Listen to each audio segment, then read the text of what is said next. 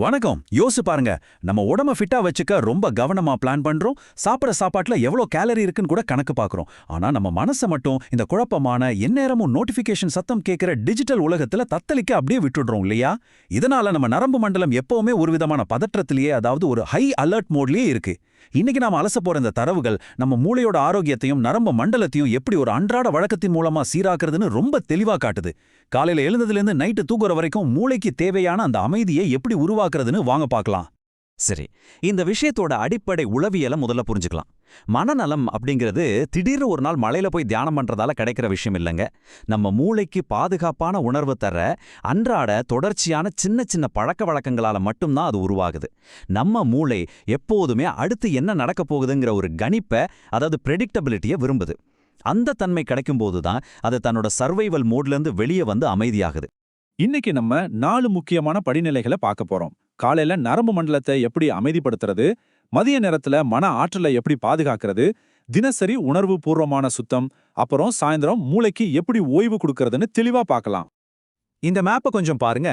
காலையில ஆரம்பிச்சு சாயந்தரம் வரைக்கும் மனத்தெளிவு, கவனம், அப்புறம் நீண்ட கால அறிவாற்றல் ஆரோக்கியத்தை வளர்க்கிற சின்ன சின்ன பழக்க வழக்கங்களை உள்ளடக்கிய ஒரு முழுமையான வழிகாட்டி இதுதான். இந்த நேரத்துல மூளைக்கு என்ன பயிற்சி தேவை, என்ன ஓய்வு தேவைன்னு இது ரொம்ப அழகா காட்டுது.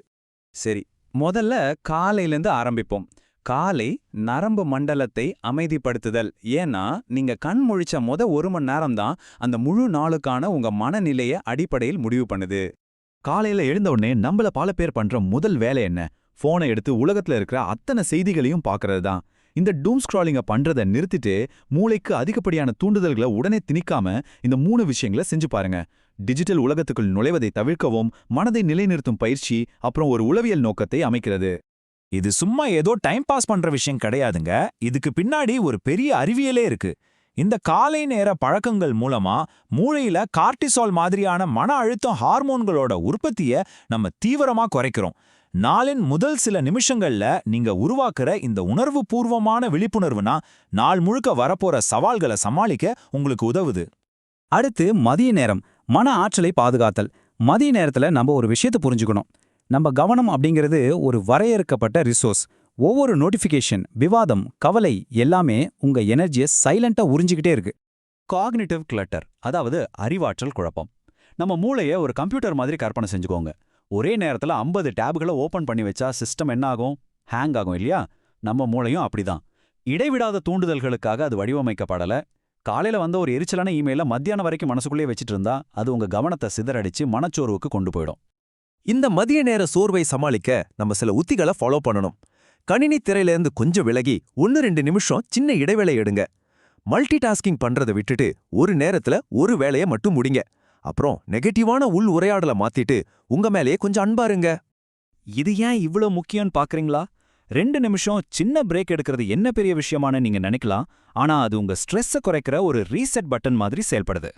உங்களை நீங்களே விமர்சிக்கிறத நிறுத்திட்டு அன்பா பேச தொடங்குறது மூளையோட நெகிழ்வுத்தன்மையை அதிகப்படுத்தி உங்களை அதிக மீள்திறன் கொண்டவரா மாத்துது. 3வது பகுதி உணர்வுபூர்வமான சுகாதாரம், அதாவது மனதிற்கான தினசரி சுத்தம். நாம தினமும் பல் துலக்கிறோம், குளிக்கிறோம். ஆனா நம்மள பல பேர் பல வருஷமா மனச உணர்வுபூர்வமா சுத்தம் பண்ணாமலே இருக்கோம். பற்கள்ல எப்படி கரை சேருமோ அதே மாதிரிதான் இந்த செயலாக்கப்படாத உணர்ச்சிகளும்.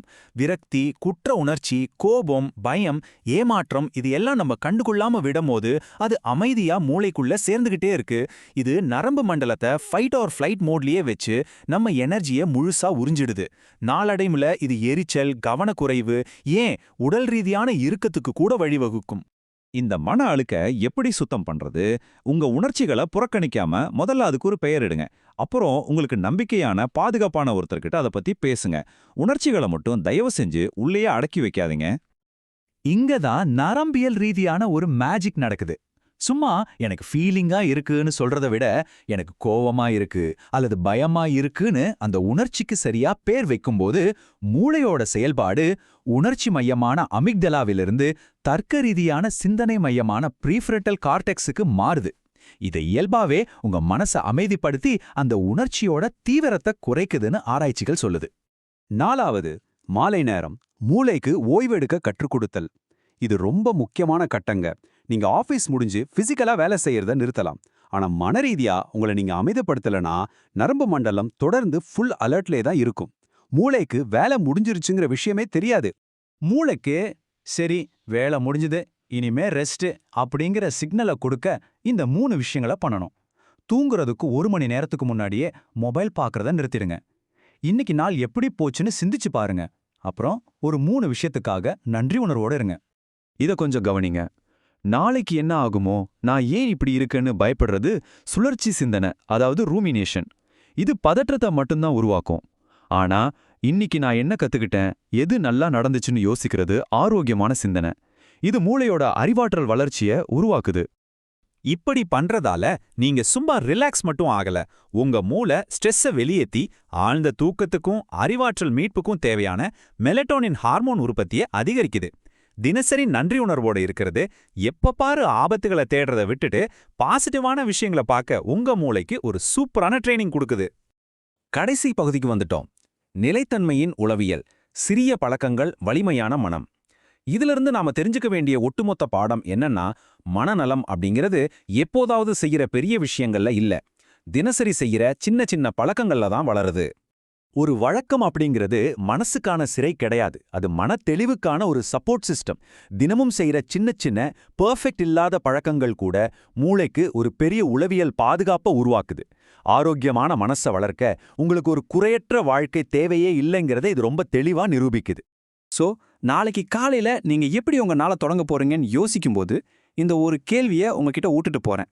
உங்க மனசுக்கான ரொட்டீனை ஆரம்பிக்க நாளை காலை நீங்க எந்த உணர்வுபூர்வமான நோக்கத்தை அமைக்க போறீங்க யோசிச்சு பாருங்க. உங்க மனதிற்கான தாளத்தை இன்றைய அமைக்க தொடங்குங்க.